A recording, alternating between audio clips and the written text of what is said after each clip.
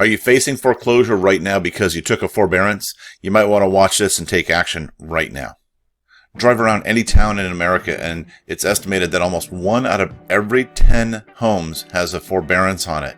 And of that, Fannie Mae is predicting that 30% of those homes will end up in foreclosure because of a forbearance. To fully get an understanding of whether or not you could be affected by a foreclosure as a result of taking a forbearance, we're going to kind of do a little demonstration here to make sure that you understand what a forbearance is. There's a lot of misconceptions about a forbearance, but there's a lot of people who took them because, well, they kind of didn't have a choice because they were facing a hardship. By the way, little side note, did you know that if you took a forbearance and claimed that you had a hardship, but you really didn't, that could fall in the category of fraud? Watch out for my upcoming video where we talk about forbearance fraud. It's a big deal. Okay, so in the scenario that we're going to use, we're going to say you have 21 years of mortgage payments left as represented by these skittles here.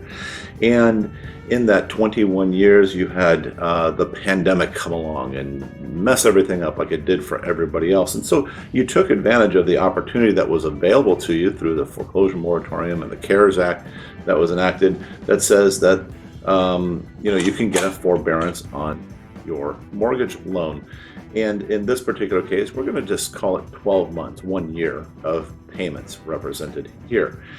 It can be as little as 3 months, and we're hearing people going all the way up to 18 months on their mortgage forbearance. And so one of the misconceptions that people have about a forbearance is that, well, I've got a forbearance for 12 months, and so I don't have to make these 12 months of payments. And they act like or believe that it is a forgiveness, and those payments just go away. And once the forbearance comes to an end, well, then you just start making your payment as normal as represented here. However, that is not the case. It's not the case at all. It's not even close. The banks want to get paid back their money. So the second misconception is that, well, here's what we're going to do. We're just going to take this money and tack it back onto the end of the loan. And so, well, we just keep making our payments, and we've just added 1 more year of payments onto our loan. But that's not the case either, because if you look at your mortgage note has a very specific end date that ends here. It doesn't say, we can add 1 more year on that. That would actually fall into the category of a loan modification. And most forbearances do not automatically come as a loan modification. So it's really, really, really important for you to understand and read the documents that you agreed to when you took a forbearance and how it's going to affect you as we come out of these forbearances and after the foreclosure moratoriums are lifted, because they are going to be affecting people in a big way. I'll talk about that more in a few, and I have some solutions as well. But how do we pay back a forbearance then? If we can't tack it on the end, and if it's not just forgiven, then how does it work? Well, forbearances originally, or typically I should say, are used for short-term solutions. They're used for people who maybe have had a job loss or a short-term medical condition that they couldn't work, but now they can go back to work. And they call the bank and say, hey, I'm having a hard time making my payment because of this. Will you please give us a forbearance for a little bit of time, like 3 months, so I can get back to work, start getting some paychecks in. Okay, we can start getting caught up again. They say sure, but here's what they want. When you get a forbearance, is they want those payments made back usually within the first 12 months, okay? It'd be nice if they just spread it out over the next 20 years to make it very easy, but they're a bank. They want their money, and they want to get it paid back right away. And so what they'll do is they'll take those 3 months worth of payments, say for example like this, and they'll add it into that first 12 months that you come out of forbearance. Now, not such a bad thing. It's going to increase your payment somewhat. And for most people, if you're truly in a situation where you just needed it temporarily, it might be a sting to come back and go, oh, okay, I got to increase payment. But you're basically paying back a loan within the loan, okay? The problem is in the pandemic, we've had people, like I said, taking 12 and 18-month forbearances. And on the forbearance agreements that I've seen, they all say repayment within the first 12 months. So now, what do we have? we have 12 months of payments added back to the first year. So you see what that does to your payment. And depending on whether or not you have taxes and insurances impounded within your payment, it's going to really depend on how much that payment is adjusted. You can see where that would be a problem, especially if you've been going for 12 months because you haven't been able to make a payment, and maybe you're just getting back to work and maybe things are starting to look okay, and then all of a sudden you have a significant increase in your payment. Could be a big problem. So now let's say, well, gosh, we're gonna there's no way we can make those types of payments. What solutions are there? We'll be covering those in just a minute. The number one thing is that we're talking about here is we're talking about the potential for foreclosure. So foreclosure moratoriums have been in place and they're ending as of this recording, June 30th. Who knows? They could be extended again. We don't know. But you're sitting there and you're barely scraping by trying to figure out how are we going to make these payments that we now have to make. A lot of people, unfortunately, I think, in my opinion, and according to Fannie Mae and the Consumer Finance Protection Board, are anticipating that a lot of people will just let their homes go into foreclosure because there's no way that most people can now make, I don't know what, double the payment that they had before when they couldn't even make the regular payment that they had. So what are the solutions? Let's talk about that. Okay, solution number one, just make your new payment. I mean, I don't know what else to say, but hey, you signed up for a forbearance, and this is more addressed to those people who probably took advantage of the forbearance who really didn't need to take advantage of the forbearance. I know that there's a lot of people out there who have done that, and because I've had conversations with those people who they still had a job, they were still working. See, the process to get a forbearance prior to the pandemic was you had to jump through a lot of hoops to make sure that you were really having a hardship. With the pandemic, they simplified that. They said, basically, are you having a hardship because of the pandemic? Yeah? Okay, fine, we'll give you a forbearance, because they didn't have a choice anyways with the foreclosure moratorium. If you're in that situation, as opposed to having them come back and look later to see if you actually had a hardship and you're able to make your payment and just tighten your belt for the next 12 months, well, do that. That is probably the best thing to do. And I imagine you probably have a really good interest rate right now and you probably want to keep it. Solution number two is refinance. So if you're looking at your forbearance documentation and you're seeing that, hey man, we're going to have a high payment coming up soon, if that is the type of forbearance that you have, then now is the time to be talking about refinance, because if you wait until your forbearance shows up, your forbearance payment shows up, and all of a sudden you start not being able to make your payment, then what you're going to have is you're going to have late payments start showing up on your credit report, and very, very few lenders will ever even touch that because, well, they see that as a risk. Now, that being the case, are there things down the line where lenders will say, if you can demonstrate it's because of extended forbearance, something like that? But for right now, the understanding is if it shows up as a late payment on your credit report, the lender's not going to touch you later on in order to do a refinance. However, right now, in order to get a refinance, obviously you still have to demonstrate that you can make your payment on a new refinance. And a refinance will do a few things. Number one, if you had a 21-year loan, for example, that we used in our example or in our demonstration, you reamortize that back out to 30 years. And you say, well, gosh, now my payment is going to be lower. Rates are still really good. It might not be that 2.5% rate that you got, but they're still pretty darn good. And it gets you back on track, and you don't have to worry about any of the ramifications of having this forbearance on your shoulders. But here's the catch with the refinance is that very few lenders, very few at this point, are allowing people to do a refinance that was out of work for a period of time as a result of the pandemic. I know it sounds silly, right? Because typically a lender wants 2 years work history, but there are a few lenders, good lenders, who will take that into consideration. If you can demonstrate, okay, I'm back to work and I'm making enough money to be able to make my payment, and you have some sort of history, they will take that into consideration and help you get that refinance. If you need to know who those lenders are, just send a message to me, reach out to me, call me, whatever, and I will get you connected with those folks. Solution number 4, sell your house before the foreclosure wave hits. Look, if you can't get a refinance, if you can't make the payment, then why would you stick your head in the sand and wait? What do I mean by the foreclosure wave? Well, I've talked about this on several of my other videos. In the end of the year 2020, Fannie Mae, the largest servicer in the world, basically, for loans, said that there's $108 billion just on their books. That doesn't include Freddie Mac. It doesn't include FHA loans. It doesn't include VA loans.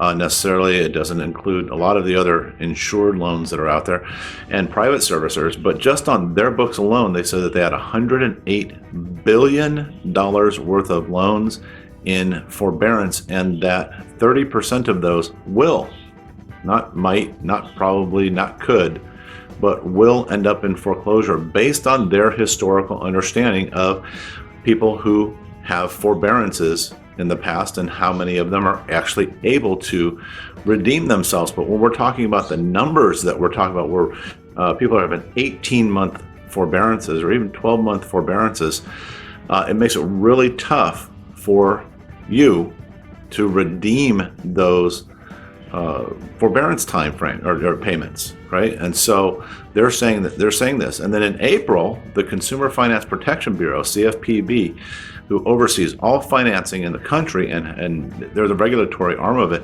they actually put out a notice to the loan servicers warning them to be ready for a wave of foreclosures. That is, their words, quote unquote, tidal wave of foreclosures. Tidal wave of foreclosures.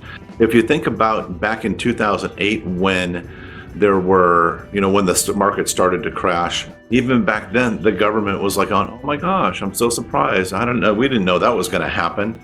Okay, whatever. But now we have government sponsored companies like Fannie Mae, and then we have the government entities themselves coming out saying that there is going to be a tidal wave of foreclosures. We can't ignore that. And whether you're planning on keeping your house or not, you have to understand how that's going to affect you in some way or another. So if you're thinking about selling your house before you have a foreclosure or late payment show up on your credit report, then definitely reach out to me, because we've got 2 programs that we are offering to our home sellers in the Orange County and surrounding areas until further notice. One is that we're only charging a 1% listing fee, and you get a full service listing. We do everything that everybody else does. We've been doing this for 25 years. We know what gets houses sold, and we still only charge 1% listing fee. Why? Because we know there are a lot of people who have had hardships.